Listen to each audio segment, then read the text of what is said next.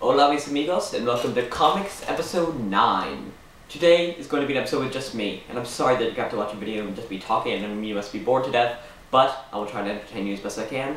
Richard is not feeling great, and so he's taking a week off. Hopefully he'll be better next week. We're going to try to do a Christmas episode next week, and so hopefully he'll be back for then.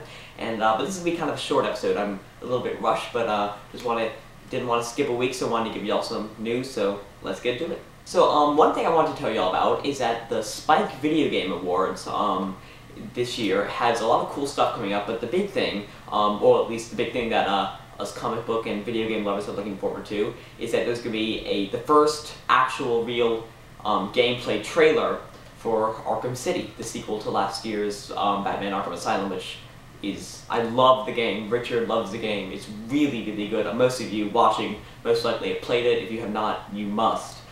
So please check out the awards and watch the trailer. It's gonna be really cool, most likely.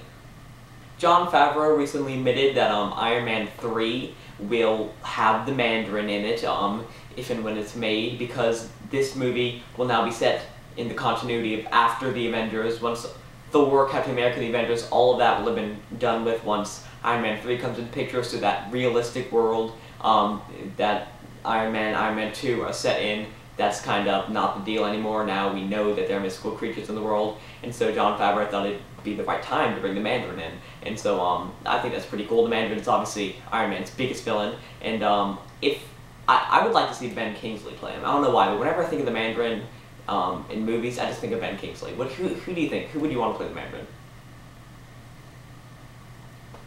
Now it's time for the opinion / comment of the day.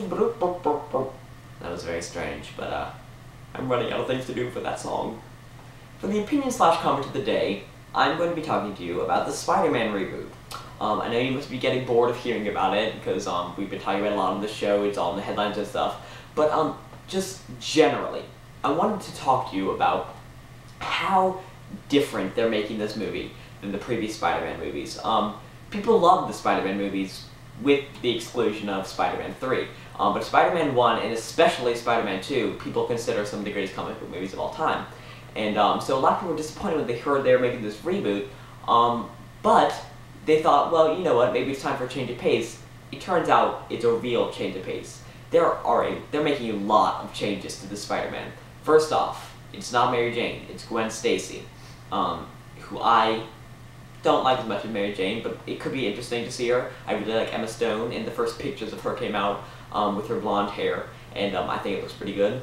Not only that, but James Franco, obviously, his character is not going to be in the movie because of the reboot. Instead, it's going to be Flash Thompson, who is one of Peter Parker's, like, you know, high school nemesises in the Nemesi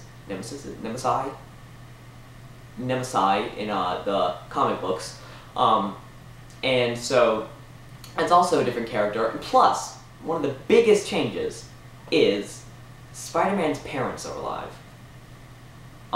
That's weird.